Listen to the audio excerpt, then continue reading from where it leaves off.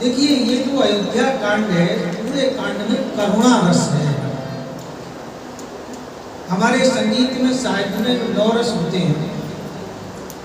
ये अयोध्या कांड करुणा रस प्रधान है। सही बात तो है, ये अयोध्या कांड प्रसंग गाने का नहीं, रोने का है। संसार की संपत्ति के लिए, प्रतिष्ठा के लिए, सत्ता के लिए, संपत्ति के लिए कितने लोग रोते हैं, लेकिन एक बार परमात्मा के लिए रोकर तो देखो।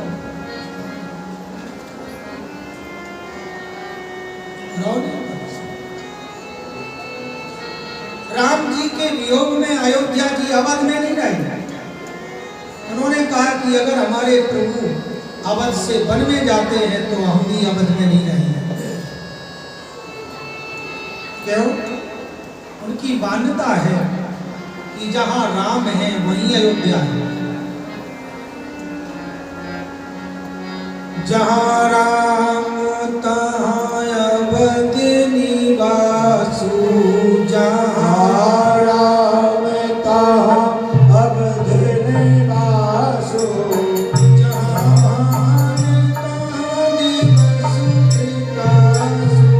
जहां तहां दिवस प्रकाशु,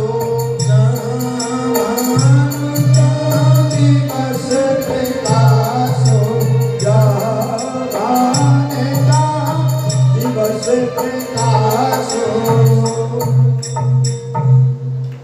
पूरी अयोध्या चल पड़ी राम जी के पीछे। मैं नहीं रहूंगा बता। बालक, बुढ़े, जवान, नर नारी सब चल। भगवान राम ने बहुत समझाया कि मेरे धर्म प्रेमियों, मेरे अवधवासियों, वनवास तो हमें हुआ है, तो मैं थोड़ी हुआ है वनवास। वनवास तो हमें हुआ है, मैं जा रहा, आप लोग क्यों जा रहे? अवधवासियों का राम जी के प्रति इतना प्रेम था कि राम जी के वियोग को सहन नहीं कर सके और पीछे चले। राम जी का रथ सुमंत्र चला रहे हैं, पीछे पीछे अवध की प्रजा चल रही है, अवधवासी जा रहे हैं। और थोड़ी दूर रथ चलता है, अयोध्या से थोड़ी दूर पर एक नदी है जिसका नाम है तमसा नदी। उस नदी के किनारे रात्रि के विश्राम किया भगवान।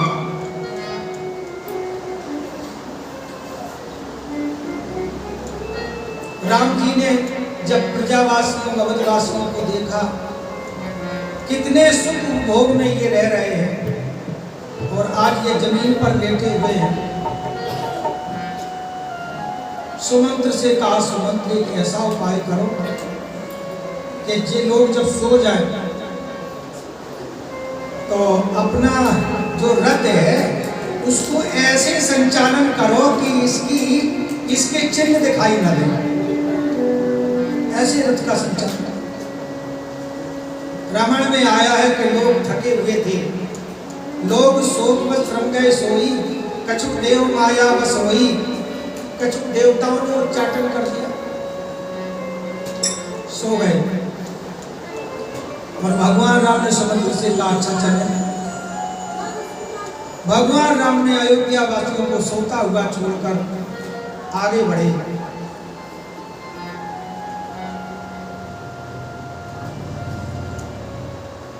आगे बढ़े और जब रथ आगे बढ़ता है तो ये रथ श्रृंगवेरपुर की सीमा में जाता। महाराजा दशरथ का बड़ा ही प्रेमी सखा निषाद राज श्रृंगवेरपुर में पहुंचे। आज भी श्रृंगवेरपुर है, यानी अयोध्या से जब चित्रकूट की यात्रा चलती है तो उसमें पहला पड़ाव तमसा किनारे होता है, उसके बाद श्रृंगवेरपुर में दूसरा पड़ाव। यात्रा चलती है आज भी। और आज तो मोदी सरकार अयोध्या से लेकर चित्रकूट तक जहां जहां भगवान राम जी रुके हैं वहां तक एक बहुत बड़ा हाईवे याददाश्त करें।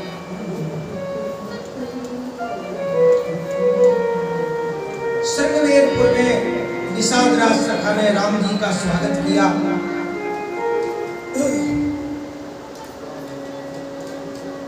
और स्वागत करके प्रार्थना करता है, कंदमूल फल स्वागत में दिए।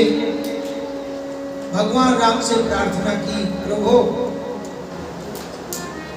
अब आज की रात अब हमारी कुटिया में विश्राम करो।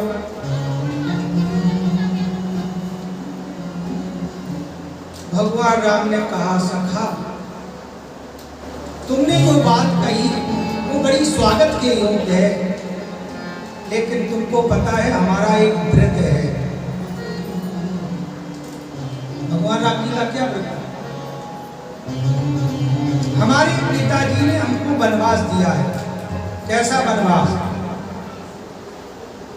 तापसु बेश विशेष उदासी, तापसु बेश विशेष उदासी, 14 बरस राम वनवासी, 14 बरस राम वनवासी, 14 बरस राम वनवासी, 14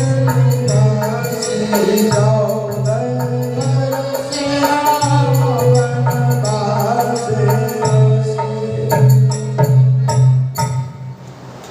तापस देश विशेष उदासी। जरा शब्दों को देखिए, हमें हमारे पिताजी ने उदासी व्रत बताया। और उदासी व्रत क्या होता है? देखो हमारे महात्माओं के संप्रदाय में एक उदासी संप्रदाय होता है। गिरिपुरी, भारती, सरस्वती, उदासी, ये हम लोगों के पता है। और उदासी, विशेष उदासी, केवल उदासी नहीं, विशेष उदासी। और विशेष उदासी का नियम होता है कि वो किसी गांव बस्ती में नहीं जाते। ये नियम होता है। गांव के बाहर, वृक्ष के नीचे, बगीचे में, जहां कहीं ठहरने की योग्य जगह होती वहां होती। एक हमारे वृंदावन में सोहम मंडल के महात्मा जिन्होंने सोहम आश्रम की स्थापना की, वो संस्थापक थे स्वामी महेशानंद जी महाराज। महेशानंद जी महाराज तो शमशान में रहते थे। गांव का जहां शमशान मिलता था वहीं रहते थे। शमशान में रहने के लिए, अरे भगवान सब तो शमशान में रहते।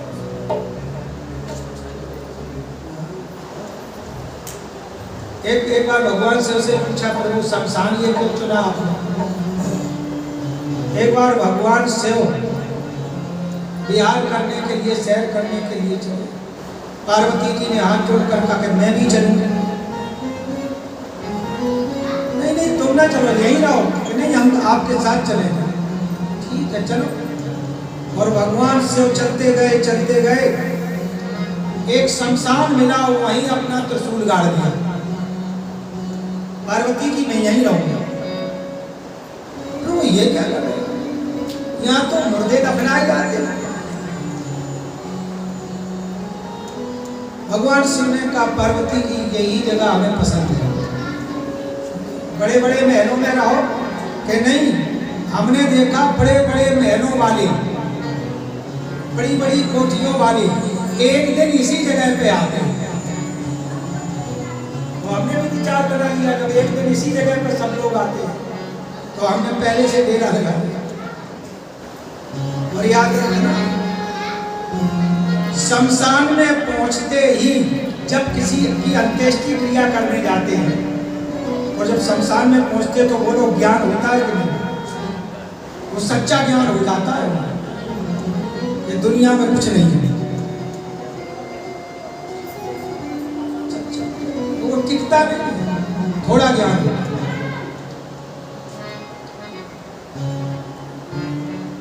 भगवान भगवान राम ने कहा सखा निषाद राज, मैं किसी, हमारा नियम है कि मैं किसी बस्ती में रुकूंगा नहीं।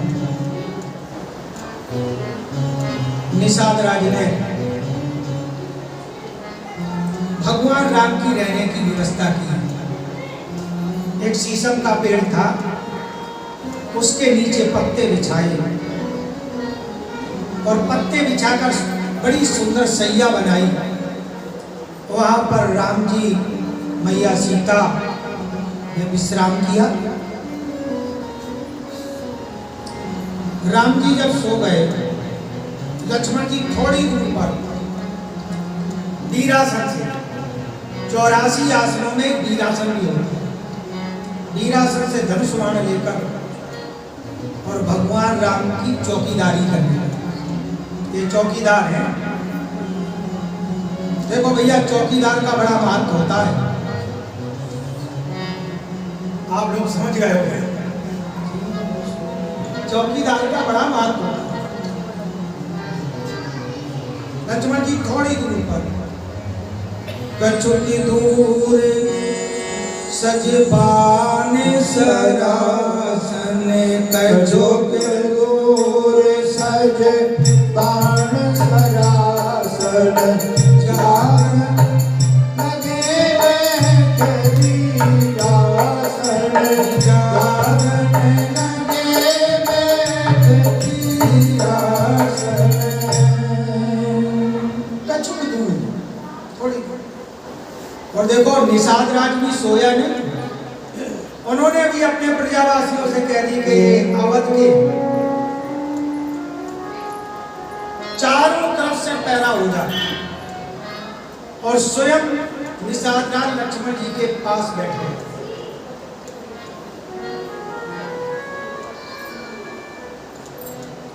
और कहता है, प्रभु इतने सुकुमार प्रभु हमारे, जिनके भवन को देखकर कुबेर लज्जित हो जाता है, जिनकी संपत्ति को देखकर कुबेर लज्जित हो जाता है, राजा इंद्र जिनको बैठने के लिए आधा सिंहासन देता है, ऐसे चक्रवर्ती सम्राट दशरथ जी के आज कठोर सैया पर जमीन पर लेटे। निषाद राज को बड़ा दुख हुआ,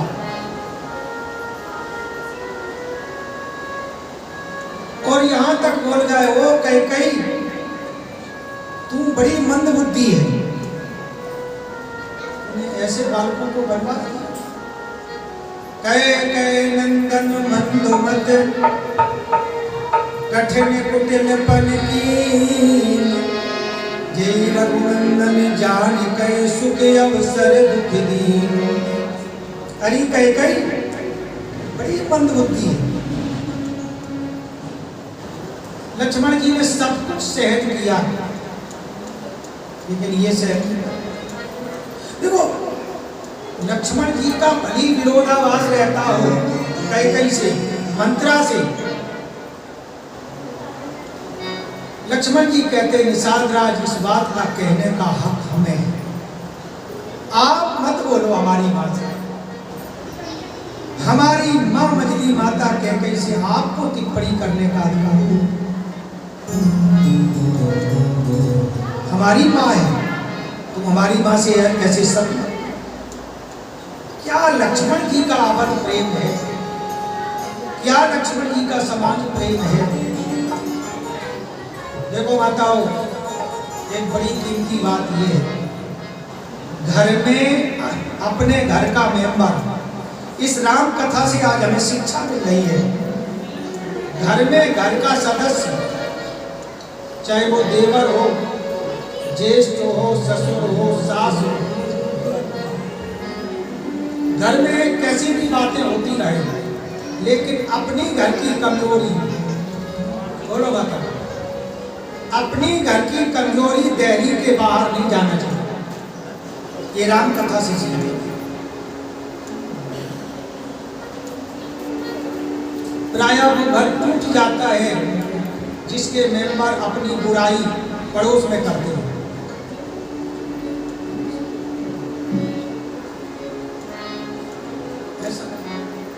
निषाद राज ने, यानी निषाद राज को लक्ष्मण जी ने सत्संग सुनाया और वो सत्संग बड़ा महत्वशाली था। को ना काहू सुख दुख कर दाता, निज निज कर्म भोग सब भ्राता। अरे मेरे सखा निषाद, कोई किसी को सुख दुख नहीं दे सकता। आजकल लोग कहते हैं हे विधाता, जब कोई दुख होता है तब कहते हैं हे विधाता तूने हमारे साथ अच्छा नहीं किया। बोलो माता, वो विधाता किसी के साथ बुरा करता है? विधाता किसी के साथ बुरा नहीं करता। हम हमारे जो कर्म है बस वही हमें दुख देते हैं। मेन कारण है हमारा कर्म। देखो, आपके अजीत नगर में अम्बाला मोहल्ला में कोई प्रधान बनाया जाता है और वो कितने दिनों के लिए बनता है? किशन गोपाल, बड़े मंदिर की कमेटी बनी, वो भी प्रधान बना होगा। हाँ, 3 साल 4 साल 5 साल। लेकिन एक याद रखना, हमारी रामचरितमानस का एक प्रधान है और वो सतयुग में भी था, त्रेता में भी रहा, द्वापर में, कलयुग में भी है। और उस प्रधान का नाम सुना? बड़ी सुंदर चौपाई। कर्ण प्रधान विसुर चिरागा, कर्ण प्रधान विसुर चिरागा।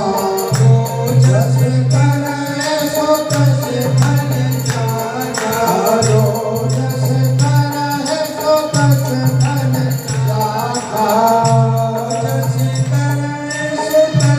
फल जागा, ओजस करे सो तस फल जागा। जो जैसा करता है वैसा उसको भोगना ही पड़ता है। अवश्यमेव भोक्तव्यम कृतं कर्म शुभाशुभम्। अगर ये बात किसी के दिमाग में आ जाए तो बोलो कोई बुरा कर्म करे, भोगना पड़ेगा। राम जी तो कर्म से परे। राम जी, देखो, राम जी को तो केवल माध्यम बनाया गया है, शिक्षा संसार को दी है। लक्ष्मण जी हम और आपको शिक्षा दे रहे हैं। परमात्मा तो गुणों से परे, कर्म से परे।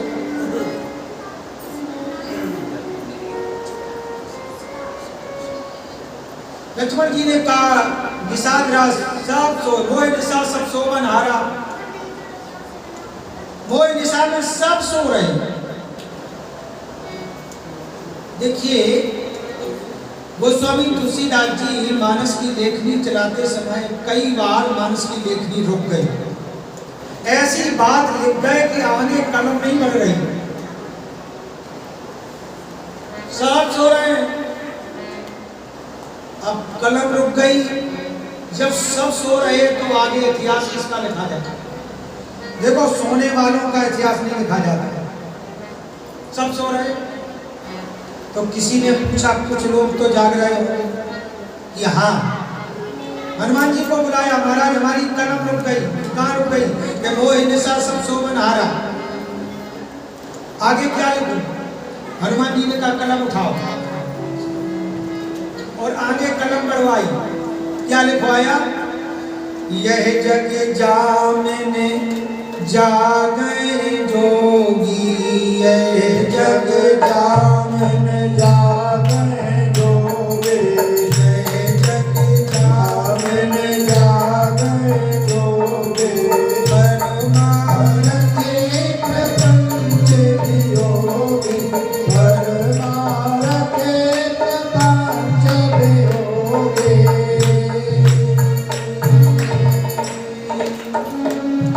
योगी लोग जानते हैं, यानी इस मोह निशा में योगी जाग रहे हैं। अच्छा भाई, ये कौन जाग रहा है, कौन सो रहा है, इसकी पहचान क्या है? जागने और सोने वालों की यहां पहचान बताइए। कौन सो रहा है? जाग रहा है, उसकी पहचान है हमारा मन विषयों से वैराग्य हो जाए, समझ लेना में जाग रहे हैं। जानिए जब जीव जब जागा, वो जब सब विषय विलास विरागा। विषयों से हमारा वैराग्य हो जाता है। विषय 5 होते हैं, शब्द, स्पर्श, रूप, रस और गंध।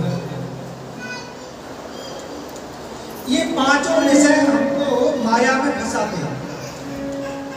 माया के प्रमुख 5 हैं और इसमें 5 विषयों में एक एक योद्धा फंसता है। देखिए, बधिक हिरण को पकड़ने वाला बीन बजाता है, सांप को पकड़ने वाला बीन बजाता है, सांप बस में हो जाता है, हिरण खड़ा हो जाता है, मारा जाता है। और अभी पूज महाराज जी से सुन रहे थे भ्रमर की बात। भ्रमर फूल की सुगंध लेने में ऐसा मस्त हो जाता है कि उसको पता नहीं पड़ता है कब हाथी आया और कब हाथी ने वो चपेटा में ले लिया। अली पतंग मृगमीन गज वो जरत एक ही आँच, तुलसी तिनकी कौन गत जिनके पीछे 5। एक एक विषय से एक एक योद्धा मारा जाता है, ये तो 5 है। विषयों में हमारा मन रक्त है, याद रखना, सो रहे हैं। और विषयों से मन हमारा विरक्त है, समझ लेना मैं जाग रहा हूं। और ऐसा सत्संग मेरे धर्म प्रेमियों चला कि पूरी रात सत्संग होता रहा,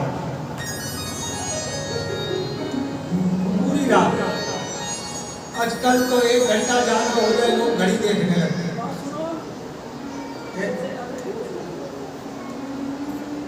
पूरे किसी ने निषाद रात से पूछा, ध्यान दो जरा, किसी ने निषाद रात से पूछा आपको नींद नहीं आई?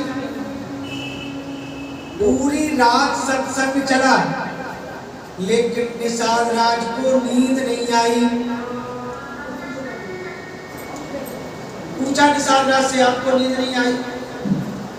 निषाद राज ने कहा कि भैया लक्ष्मण जब कथा सुना रहे थे तो इतनी अच्छी कथा लग रही थी, जी चाहता था कि ये और सुनाए,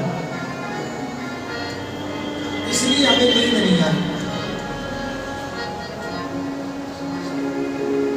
देखो, जब जीवन में ज्यादा आनंद की अनुभूति होती है तो उस समय भी नींद नहीं आती, और जब ज्यादा जीवन में संकट आता है उस समय भी नींद नहीं आती। आनंद से प्रफुल्लित है निषाद राज। किसी ने पूछा नींद क्यों नहीं है, तो एक कारण और है दूसरा।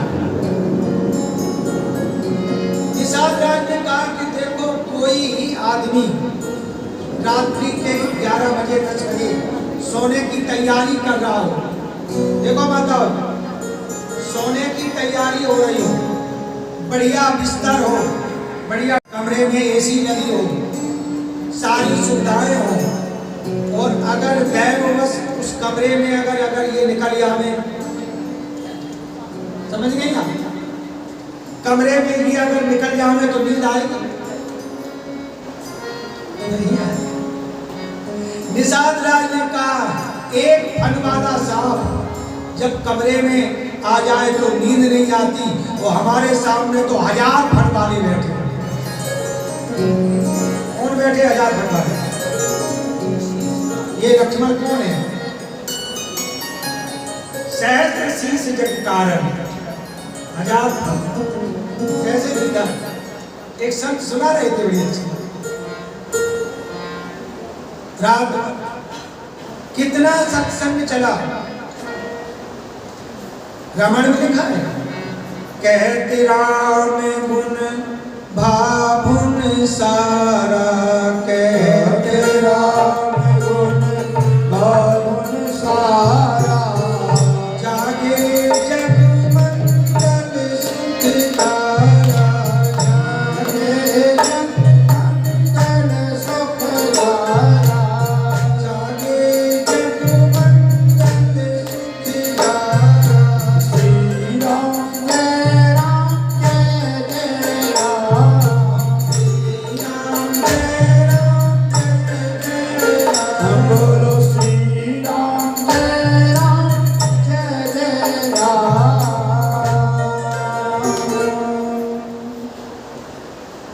जागरण हुआ, भूसारा हुआ। देखो सुबह को भूसारा बोलते हैं कहीं कहीं, एक बुंदेलखंडी भाषा में कहा कि भूसारो है वो। भूसारा माने सुबह।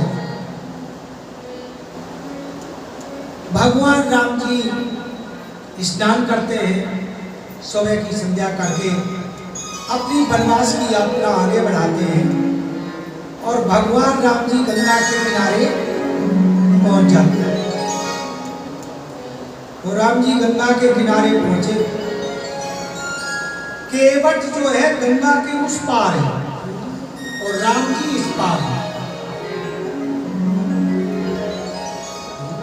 देखो ये जो राम केवट संवाद है, ये मानस का बड़ा अनुपम संवाद है, बड़ा ज्ञान और भक्ति से भरा हुआ है, प्रेम में सरा हुआ। भगवान राम ने केवट से नाव मांगी, यानी राम केवट संवाद की पहली चौपाई है।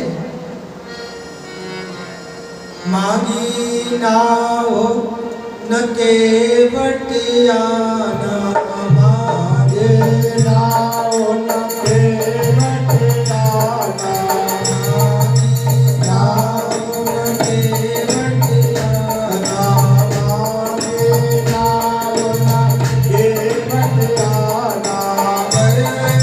तुम्हारे मरम मन जाना, तुम्हारे मरम मन जाना, तुम्हारे मरम में जाना।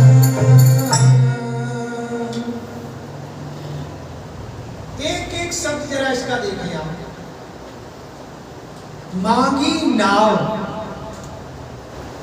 किसने मांगी? राम जी। क्यों मांगे? राम जी का लक्ष्य है उस पार जाना और राम जी ने नाव मांगी। क्यों मांगी? पार जाने के।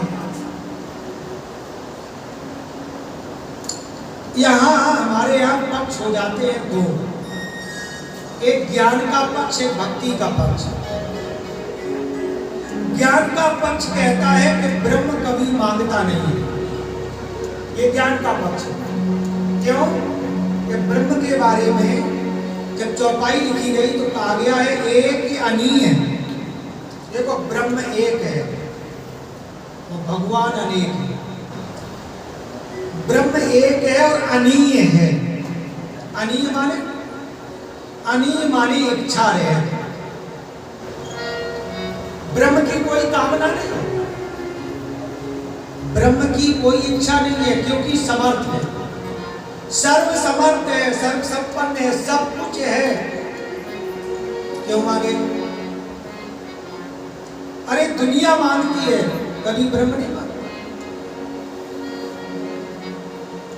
एक अनीय, जब इच्छा नहीं है तो क्यों मांगे? लेकिन यहाँ एक पक्ष भक्ति का है। भक्त लोग कहते नहीं, हमारा जो भगवान है अगर जरूरत पड़ती है तो वो मांगता भी है। लेकिन याद रखना, दुनिया के मांगने में और भगवान के मांगने में जमीन आसमान का अंतर है। हम लोग भी मांगते हैं, याद रखना, संत भी मांगते हैं और भगवंत भी मांगते हैं, वो दुनिया मांगती है, लेकिन बड़ा फर्क है।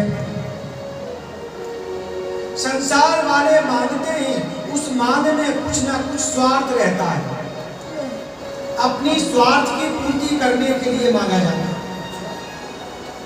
लेकिन याद रखना, संत और भगवंत जब मांगते हैं तो उसमें उनका निजी स्वार्थ नहीं होता। एक बड़ा सुंदर दुआ है, भूख मरू मांगू नहीं। भूखे बैठे रहेंगे लेकिन मांगेंगे नहीं। भूख मरू मांगू नहीं, अपने तन के काज और परमार्थ के कारण वो मांग नया बैलाज। अगर परमार्थ की बात आ जाए, धर्म की बात आ जाए तो मांगना चाहिए। आश्रम है, संत सेवा हो रही है, ब्राह्मण सेवा हो रही, अतिथि सेवा हो रही, गौ सेवा हो रही, मांग लो, उसमें कोई दोष नहीं, क्योंकि जो मांगा जा रहा वो अपने लिए नहीं मांगा। और हमारे भगवान ने कई बार मांगा। अरे ससुराल में मांगा, और जो प्रसंग कल छूट गया था उसकी तरफ थोड़ा मैं इशारा दे दूं। भगवान राम जी का विवाह हुआ और भगवान राम जी जब मंडप के तले गए, हमारे उत्तर प्रदेश में या बुंदेलखंड में एक आता है, एक शिष्टाचार होता है जिसको कहते हैं कुंवर कलेवा, यानी दूल्हा मंडप के नीचे जाता है और मंडप के नीचे उसको थाली आती है भोजन की, अनेक प्रकार के व्यंजन। और जब परोसे गए, भगवान राम के सामने थाली आई, भैया भरत के सामने थाली आई, शत्रुघ्न जी के सामने थाली आई, लक्ष्मण जी के सामने थाली आई, चारों भाई भोजन करने के लिए बैठे हैं। राम जी ने ग्रास उठाया, एक सखी ने हाथ पकड़ा, सखी ने कहा, प्रभु दूल्हा सरकार ये बताओ, इसके पूर्व अवतारों में तुम्हारा विवाह हुआ है?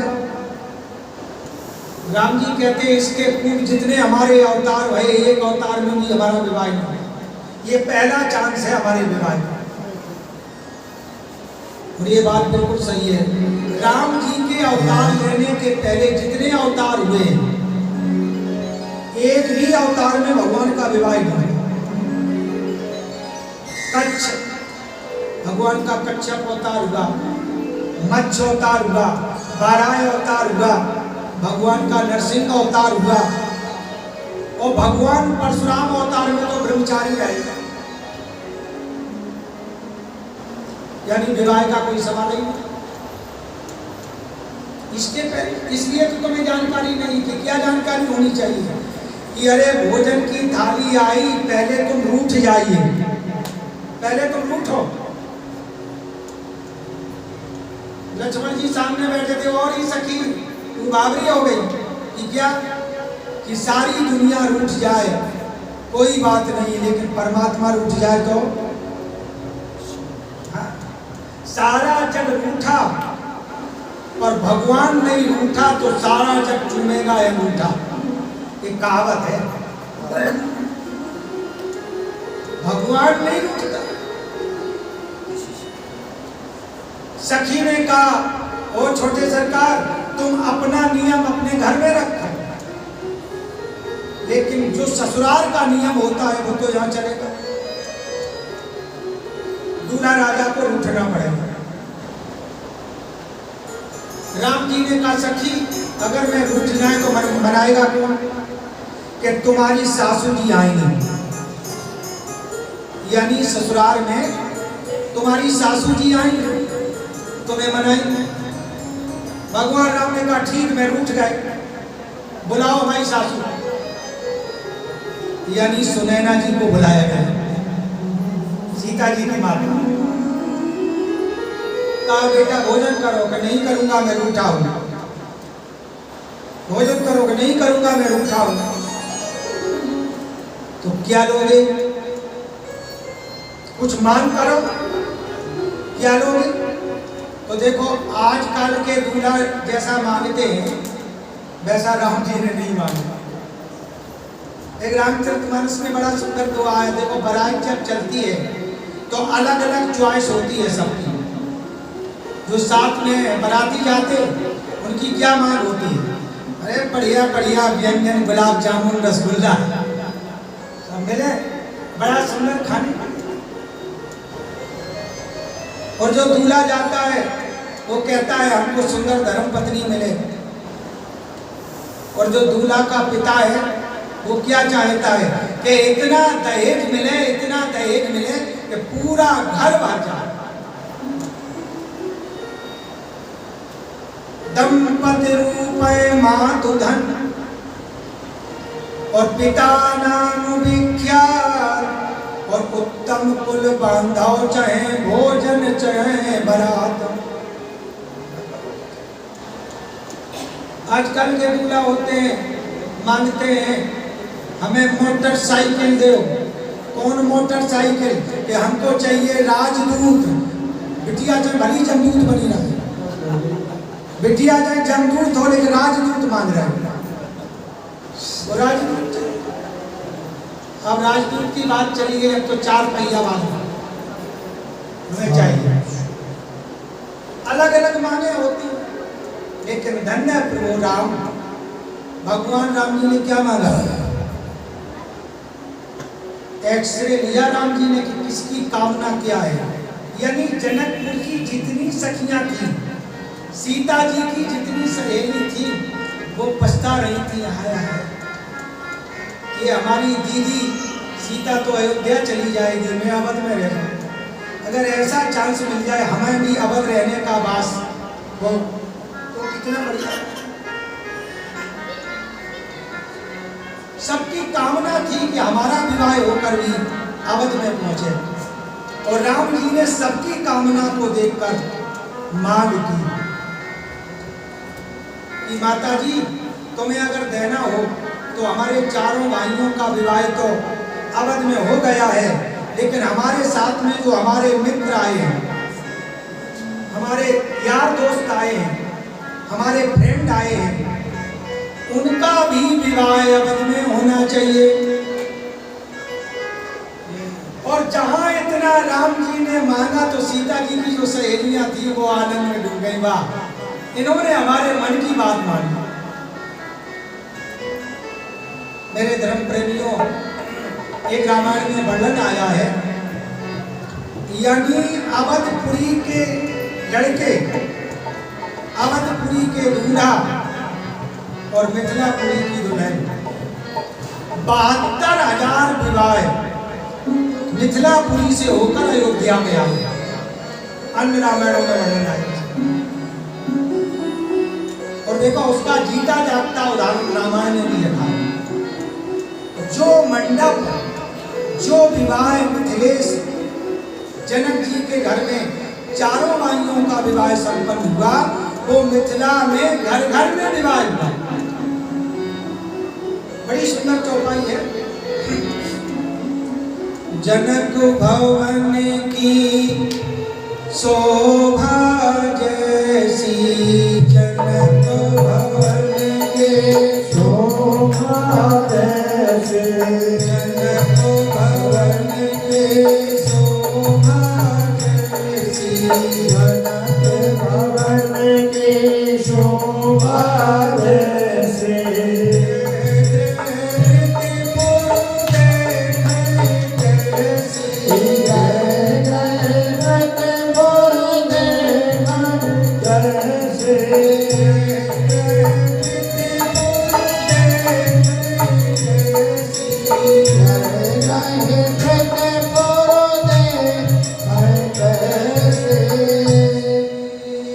घर घर में मंडप विवाह संपन्न हुए। तो देखो ये मांग है राम जी। यहाँ राम जी नाव मांग रहे हैं। किसी ने कहा राम जी मांग रहे हैं। देखो चौपाई देखें आप, मांगी नाव ना, इसमें बीच में शब्द ना जुड़ा है और ये दो पक्षों को प्रकट करता है। अगर ना शब्द इधर ले लो तो राम जी ने नाव नहीं मांगी, मांगी नाव ना, नाव नहीं मांगी। और इस ना को उधर में मांगी नाव न केवट आना, नाव नहीं मांगी लेकिन केवट ले आया नाव। प्राय ऐसा देखा जाता है इनका चलाना तो नाव ही तो चलाते, जब कोई यात्री उस पार देखेंगे तभी तो नाव आएगी। तो उधर खड़ा था, जब यात्री देखे यात्री है तो वो नाव ले आया, लेकिन याद रखना नाव किनारे पर नहीं लाया। ये केवट इतना चतुर है, नाव तो लाया लेकिन किनारे पर नहीं लाया। भगवान राम कहते भैया किनारे पर लाओ, कि नहीं लाऊंगा। कि इसलिए नहीं, क्यों नहीं लाओगे? इसलिए नहीं लाओगे कि आप हमारी नाव में बैठोगे तो बहुत बड़ा खतरा उत्पन्न हो जाएगा। क्या खतरा उत्पन्न? मांगी नाव न केवट आना। तो केवट कहता है सरकार मैं आपका मर्म जानता हूं, इसलिए मैं नाव नहीं ला रहा हूं पास में। मर्म शब्द, तो ये मर्म शब्द जो है बड़ा गोपनीय, बड़ा गुणार्थ शब्द। लक्ष्मण जी एकदम से प्रभु ये नाव चलाने वाला केवट कहता आपका मर्म। अरे प्रभु आपका मर्म तो विधिहर शंभु न चावन हारे, ब्रह्मा विष्णु महेश ने नहीं जाना। विधिहर शंभु न चावन हारे, तेहु न जाने मर्म तुम्हारे। ब्रह्मा विष्णु और महेश को जिन्होंने नचाया वो भी आपके मर्म को नहीं जानते। और सरकार में इसी बीच एक बात और कहूं, रात दिन 24 घंटा हम आपके साथ रहते हैं और हमने भी आपको अपना मर्म नहीं जाना। और ये अनपढ़ केवट पढ़ा लिखा नहीं है कि मैं मर्म जानता हूं। क्या मर्म जानता है? केवट कहता है छोटे सरकार शांत, मैं मर्म को बता क्या कि इनके चरणों में एक ऐसी संजीवनी जड़ी है जिसके स्पर्श से जड़ चेतन बन जाता है। केवट कह रहा है वो देखो ऐसी वैसी भाषा नहीं, वैदिक भाषा बोल रहा है, शास्त्र की भाषा बोल रहा है। भगवान राम में क्या पावर है? जो चेतन को जड़ करे और जड़ करे चेतन, अस समर्थ रघुनाथ भजो भजे ईशन। क्या सुंदर ज्ञानियों जैसी भाषा केवट बोल रहा है। प्रभु आपके जो चरणों की रग है उसमें इतना बड़ा पावर है कि वो जड़ को चेतन बना देती है, मनुष्य बना देती है। मनुष्य बना देने वाली कोई जड़ी है। देखिए हमारे भक्ति शास्त्र में, भक्ति शास्त्र के 4 प्रमुख अंग हैं। 4: नाम, रूप, लीला और धाम। और चारों से आप एक से जुड़ जाएं, आपके अंदर मानवता आ जाएगी, इंसानियत आ जाएगी। भगवान के नाम से जुड़ो। एक पात्र भगवान के नाम से जुड़ा, उसके कार ऐसे जघन्य थे। पूर्व आश्रम का नाम उनका था रत्नाकर। महर्षि वाल्मीकि जी तो बाद में बने। लूटपाट करते थे, चोरी चपाटी करते थे, जघन्य काम।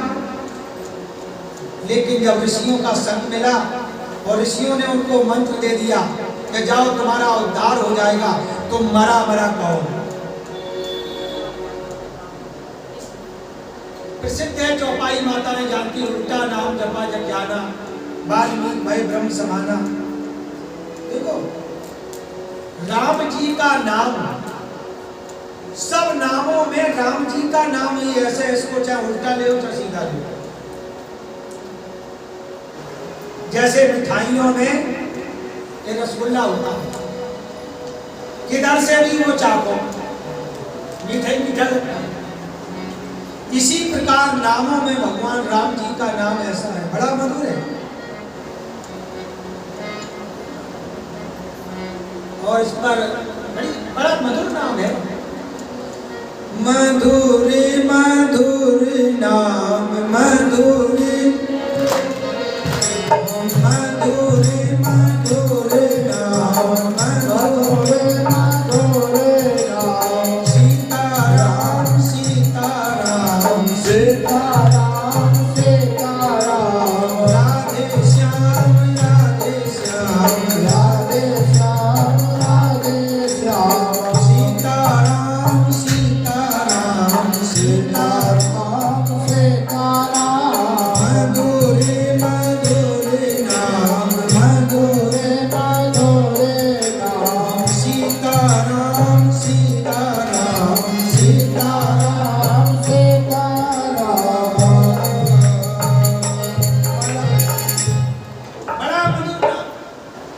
बड़ा मीठा।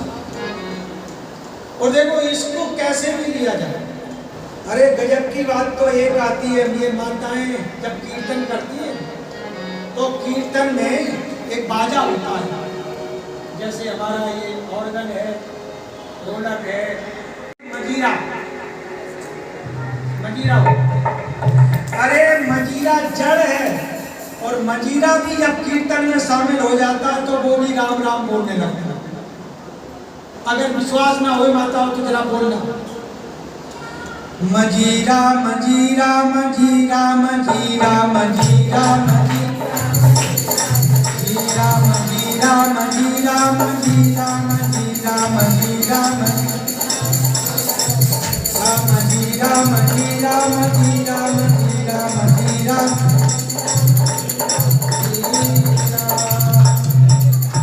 बोलो क्या आ गया? राम जी आ गया। अरे वो भी राम जी आ जाता है, उल्टा नाम मनुष्य बना लेता है। रूप भगवान के एक बार स्वरूप का जो अवलोकन कर लेता है वो वैर भाव आगे आने वाली कथा में मिलेगा। लीला देखो, ये जो राम कथा है, इस राम कथा में अगर कोई शैतान आ जाए तो वो इंसान बन जाता है। इधर वाले पूछेंगे कि महाराज अगर इंसान आ जाए तो वो क्या बन जाता है? फिर वो भगवान बन जाता है। एक बड़ी सुंदर कविता है, सुना दूं आपको। क्योंकि जहां ना पहुंचे रवि वहां पहुंचे कवि, और जहां ना पहुंचे कवि वहां पहुंचे अनुभवी। बन मानुष भी बन मानुष जात, बन मानुष यानी जिसका जन्म ही जीवन है, पशु तुल्य जिसका जीवन है, और अगर वो राम कथा में आ जाता तो क्या बन जाता है? मनुष्य बन जाता। बन मानुष भी बन मानुष जात, जो मानस में नित्य मानस राखे, फीकी लगे कविता ते और की, जो तुलसी रस माधुरी चाहे। काम की बात सुनो धर ध्यान, सुराम गुलाम या सत्य न भाखे। वो एक दिना मिल जाएंगे राम, जो रामायण से लगी रहे आंखें। एक दिना मिल जाएंगे राम, जो रामायण से लगी रहे आंखें। राम कथा में जुड़ो, राम जी मिलेंगे, और कितने कितने लोगों के वो मिलेंगे। हमारे आगे आने वाली कथा में आप सुनेंगे किस किस को मिले, किस किस ने कथा सुनी और किस किस को राम जी मिले। यहाँ केवट की चर्चा चल रही है। केवट कहता, प्रभु आपके चरणों में वो जादू है, वो संजीवनी है, जिससे स्पर्श करता है वो मनुष्य बन जाता है। तो राम जी ने कहा, केवट भैया ये बताओ तुम्हें कौन सी तकलीफ है? अरे मनुष्य ही तो बन जाएगा। कि नहीं महाराज, उसमें भी शर्त जुड़ी है। कि क्या? कि देखो मनुष्य के दो भेद हैं, एक स्त्रीलिंग एक पुल्लिंग। कि वो पुल्लिंग श्रेणी में नहीं आता, वो तो स्त्री बन जाता है।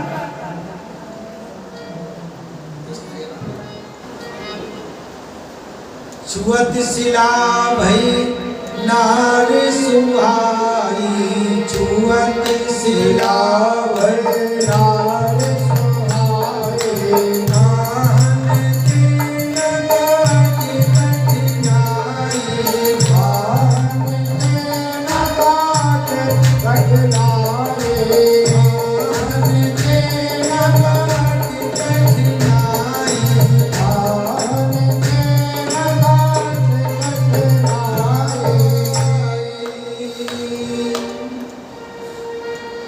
केवट ने कहा, भैया तो स्त्री बन जाती है।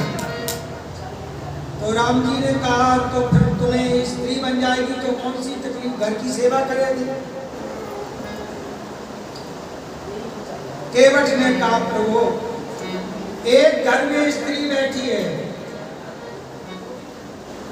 उसके कारण तो गुजारा नहीं चल रहा है। दूसरी और आ जाएगी, फिर वो झगड़ा शुरू हो जाएगा घर में।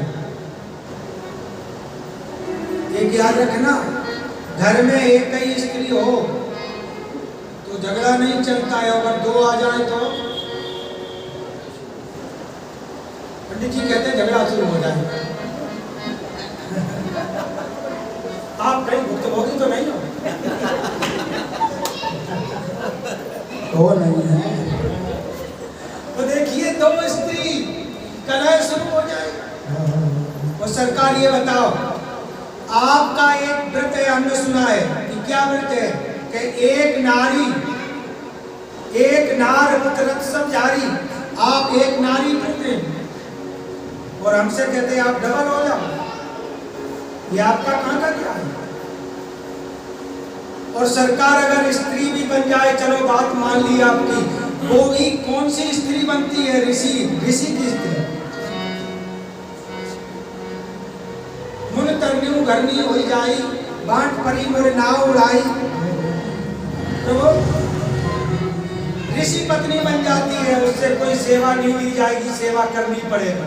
और सेवा में अगर थोड़ी त्रुटि हो गई तो वो श्राप दे देगी, जीवन बर्बाद हो जाएगा। तो राम जी ने कहा तो फिर कैसे पार उतारोगे? कि शर्त है कि क्या कि पहले आप हमसे ये कहो कि हमारे चरण धो लो। लक्ष्मण जी ने कहा महाराज ये शिष्टाचार कहाँ का है? अरे कोई किसी के यहाँ घर में जाता तो कहना नहीं पड़ता है जल ले आओ चरण दो हमारा। जिसमें श्रद्धा होती है वो अपने आप चरण धोता है।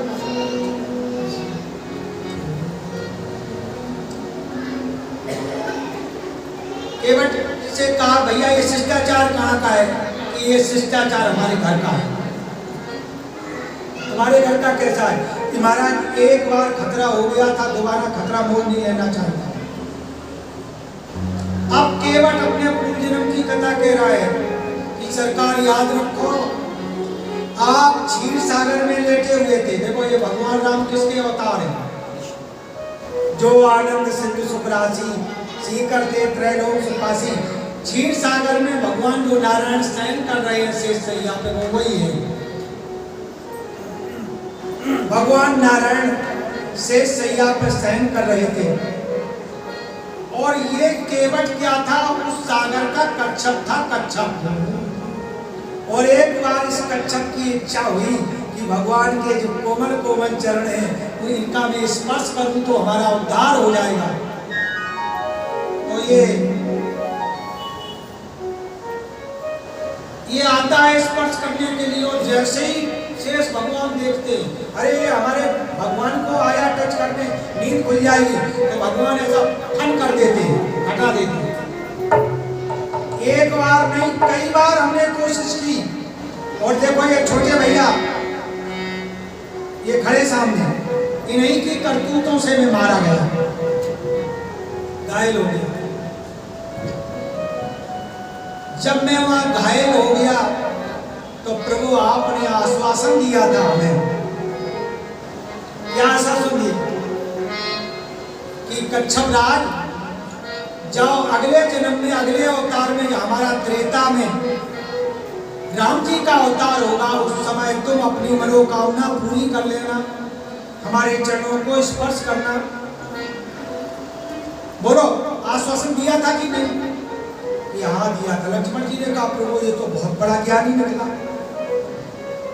राम जी कहते तभी तो हम कह रहे हैं कि बहुत बड़ा ज्ञानी है।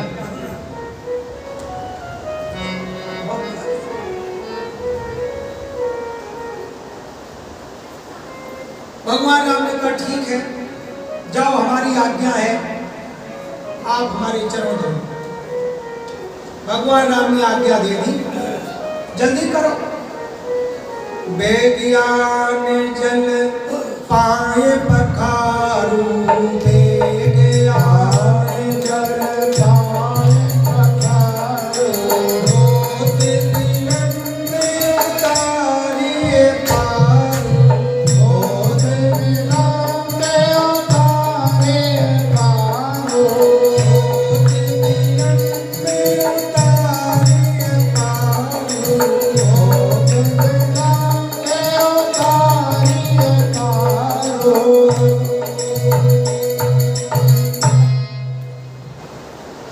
भगवान राम जी की आज्ञा हुई।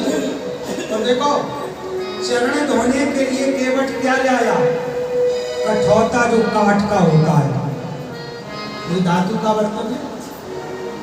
कठौता लाया। एक कठौता होता है जिससे नाव का पानी उलीच कर बाहर किया जाता है, कठौता लाया। केवट कहता है नाव पे तो बाद में चढ़ाऊंगा, क्यों चढ़ाऊंगा? भगवान राम ने पूछी कठौता क्यों लाया? कि हमें शंका है, हमें एक शंका है। सीता जी ने कहा प्रभु मैं आपसे एक बात पूछना चाहता हूं। क्या? कि एक तरफ तो ये ज्ञानी बन रहा है और एक तरफ उसको शंका हो रही है। याद रखना, जिसको जो ज्ञानी होता है उसको संशय नहीं होता। एक तरफ ये बहुत बड़ा ज्ञानी बन रहा है, कहें तुम्हारे मर्म में जाना, और एक तरफ संशय भी कर रहा है।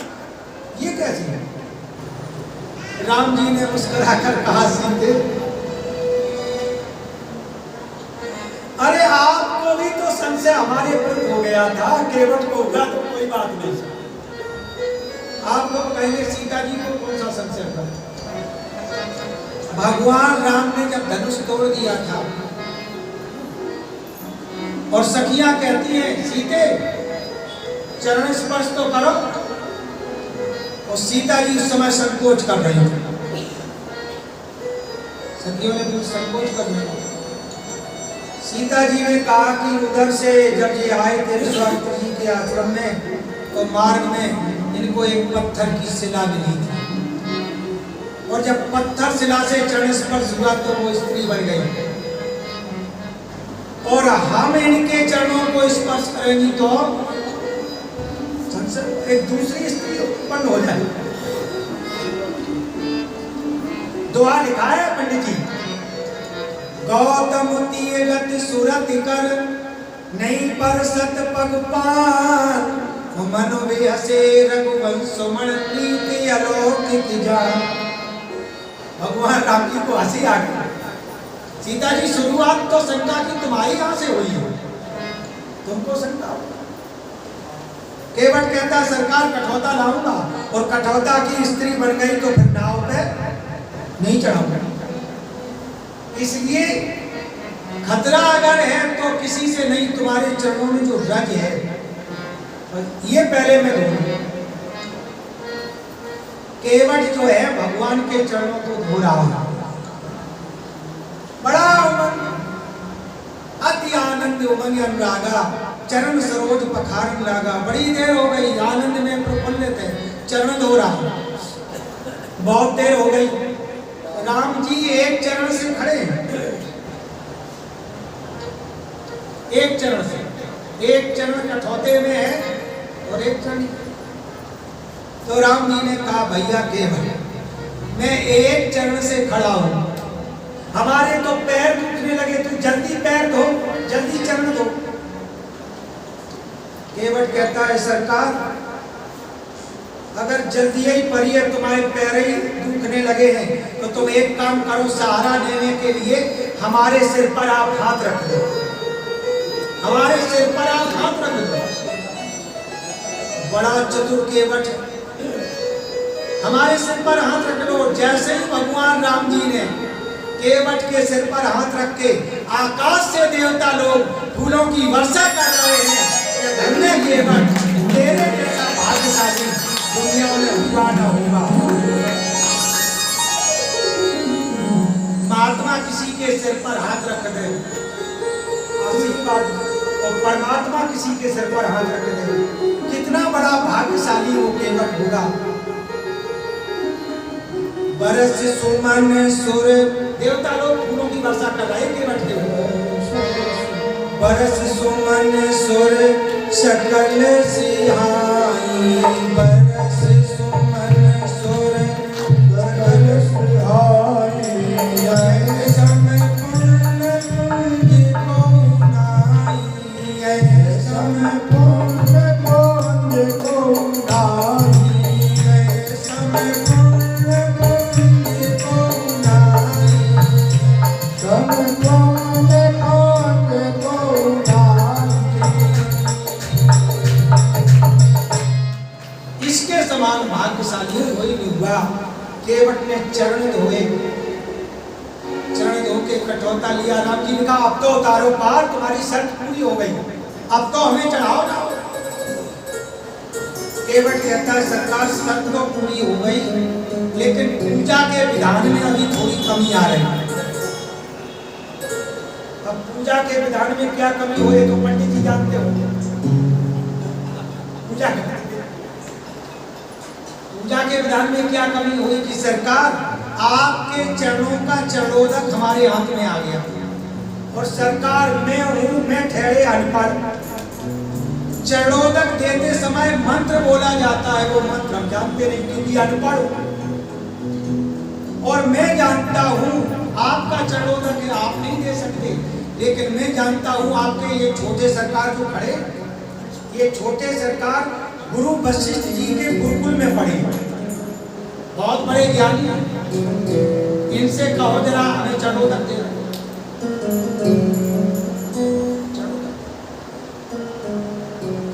भगवान राम ने कहा लक्ष्मण जल्दी चलना है तो इसके मन की बात कर। लक्ष्मण जी ने चरणोदक लिया, केवट लाइन में खड़ा हो गया, धर्मपत्नी को बुलाया आ जाओ जल्दी आ जाओ, उद्धार हो जाएगा तुम्हारा। लक्ष्मण जी चरणोदक लिए खड़े हैं, केवट ऐसा हाथ किए हुए, बोलो आप लोग जब मंदिर में आते हैं तो पंडित जी चरणोदक देते हैं। देखो धर्म प्रेमियों, चरणोदक का बड़ा महत्व है। मंदिर में जो आओ शालिग्राम का या भगवान का जो चरणोदक उतारा जाता है, उसमें तुलसी पड़ती है, उस चरणोदक प्रसाद को जरूर लिया करो। मंत्र पढ़ा, अकाल मृत्यु हरणम सर्व व्याधि विनाशनम राम पादोत्कम पीत्वा पुनर्जन्म न विद्यते। मंत्र पढ़ा, पद पखार जल पान कर आप सेहत परवार, पितर पार कर प्रभु पुन मुदित गयो ले पार। चरणोदक लिया, भगवान राम को नाव पर बिठाया। देखो नाव पर सबसे पहले कौन बैठे, ये राम जी की नीति है। ये नहीं कि पहले नाव पे चढ़ गए होंगे, पहले जानकी जी को बिठाया, फिर लक्ष्मण जी को बिठाया, फिर स्वयं चढ़े और नाव पर बैठ गए। केवट नाव चला रहा और भगवान के नीलांबर श्यामल कोमलांगन, भगवान के सौंदर्य और माधुर्य को देखता जा रहा है, आनंद से नाव चला रहा। प्रेम में इतना डूब गया कि नाव चलाना भूल गया। गीत गा रहा, और बोलो केवट जब गीत गा रहा है तो हम और आप पीछे गाएंगे, हम और आप भी गीत गा लो। मेरी नैया में बैठे भगवान, गंगा मैया धीरे बहो। मेरी नैया में बैठे भगवान, गंगा मैया धीरे बहो। मेरी नैया में बैठे भगवान, गंगा मैया धीरे बहो। मेरी नैया में बैठे भगवान, गंगा मैया धीरे बहो। धीरे बहो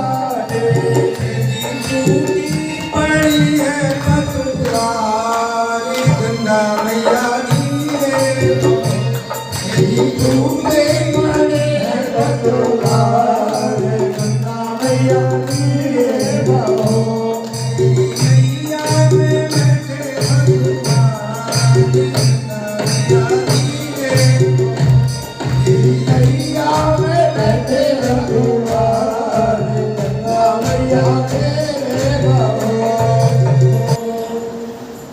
धीरे हो और देखो केवट इतना उमंग में अनुराग में डूब जाता है कि नाव चलाना भूल जाता है।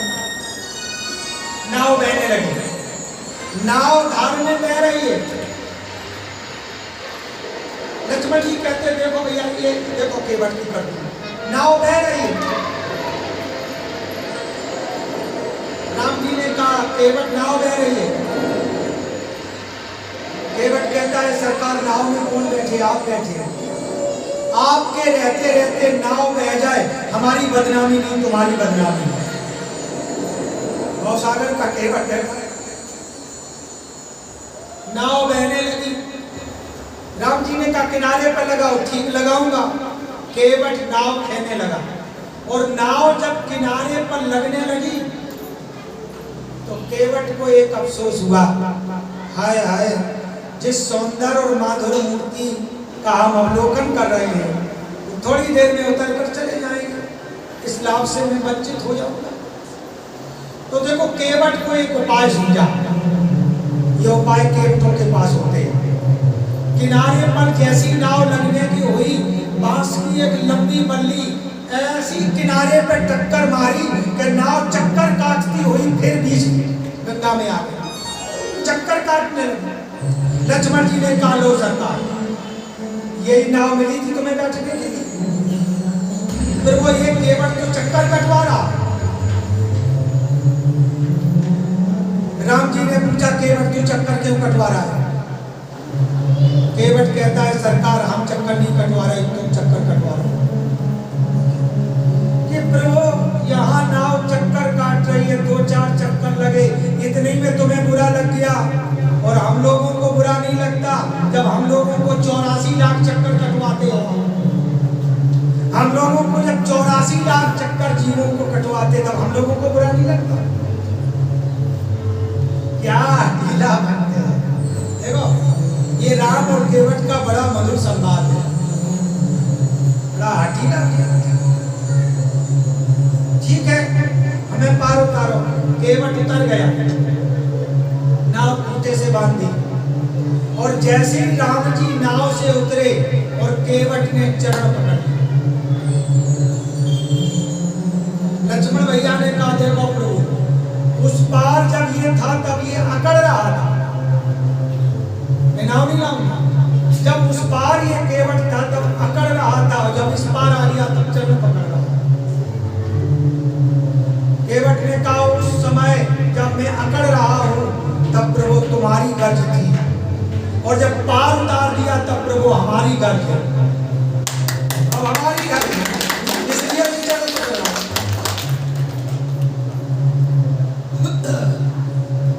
उतर गए उस पार, केवट ने उतार दिया। उतर ठाड़ भय सुर सर लेता राम लखन मोए सीय समेता। उतर ठाड़ भय सुर सर लेता राम लखन मोए सीय समेता। राम लखन मोए सीय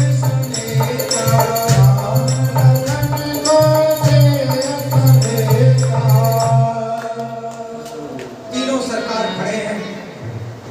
राम जी को एक बड़ा संकोच हो रहा और उस संकोच को जानकी जी ने जान लिया। पहले दिन कथा नहीं सुना कि अगर देखो सच्ची पत्नी कौन है, जो अपने पति देवता के मन की बात जानती। सीता जी ने भगवान राम के मन की बात जानी, देना चाहते हैं उनके पास है। जानकी जी ने अपनी अंगूठी निकाली और राम जी को दे दी। कोई कोई संत कहते राम जी को नहीं दी, केवट को दी सी, लेकिन केवट ने वो अंगूठी ली नहीं। तो वो ये क्या कर, राम जी से कहा ये क्या कर रहे हो? कि ये उतराई है, कि महाराज मैं उतराई लेने में असमर्थ हूं। उस अंगूठी में एक ऐसी मणि लगी हुई थी, बड़ी महत्वशाली मणि। केवट चाहता तो उसकी गरीबी दूर हो जाती, जन्म जन्मांतर की गरीबी चली जाती, लेकिन केवट ने वो अंगूठी दी नहीं। क्यों? प्रभु ये अंगूठी ले लेंगे तो बड़ा अनर्थ हो जाएगा। क्या अनर्थ हो जाएगा राम जी? प्रभु जब आप उस पार खड़े थे तो हमने एक सौगंध खाई थी। केवट ने क्या सौगंध खाई थी? हमने प्रभु एक सौगंध खाई थी, वो भी अपनी नहीं, आपके पिताजी की सौगंध खाई थी। केवट ने कहा प्रभु मैं आपको पार उतारूंगा, लेकिन उतराई नहीं। वो राम राउर आन दशरथ पग धोए कमल चढ़ाए, नाथ नाव उतराई चयो। वो राम राउर आन दशरथ शपथ सब साझी कहूं, तुम्हारे पिता दशरथ की सौगंध। और देखो जब किसी की सौगंध खाई जाती है, पहले जब सौगंध खाई जाती थी तो पक्का प्रमाण माना जाता है कि ये प्रमाणित बात है, सफल। और आज याद रखना, जो जितनी ज्यादा सौगंध खावे समझ लेना वो उतनी पक्का झूठा है। सौगंध पहले सौगंध को पक्का माना जाता है। अगर सौगंध खाई वचन पलट गए तो सौगंध खाने वाले का अनर्थ हो जाता है। प्रभु इसलिए मैं उतराई नहीं हूं। एक भाव, और यहाँ कई भाव है। दूसरा भाव ये है कि ये सीता माता जानकी जी के सौभाग्य का चिन्ह है। सौभाग्य के चिन्ह कई जगह होते हैं, यहाँ होता है। माताएं लाल जो सिंदूर लगाती हैं, ये सौभाग्य का चिन्ह है। एक बार की तो कथा सुना दूं, क्या बताऊं आपको। एक कोई ऑफिसर थे, यानी रेलवे में नौकरी करते थे। रेलवे में वो नौकरी करते थे और उनकी जो पत्नी थी वो लाल सिंदूर नहीं लगाती थी। वो अपनी मांग में लाल सिंदूर न लगाकर हरा सिंदूर लगाती थी। किसी ने उससे पूछा, सब माताएं लाल सिंदूर लगाती, सौभाग्यवती, तुम हरा क्यों लगा रही? अरे तुम्हें पता नहीं है, तुम्हें पता है कि क्या कि हमारे पति देवता रेलवे में नौकरी करते हैं और रेलवे में उनको पुरानी आदत है, जब तक लाल अगर लगाएंगी तो वो घर से जाएंगे ही नहीं। इसलिए हम हरा सिंदूर लगाती हैं तो फिर वहां से रवाना हो जाते हैं, क्योंकि उनको हरी झंडी का ख्याल है, लाल हरी झंडी, वो यहाँ से चले जाते हैं। बड़ी समझ नहीं।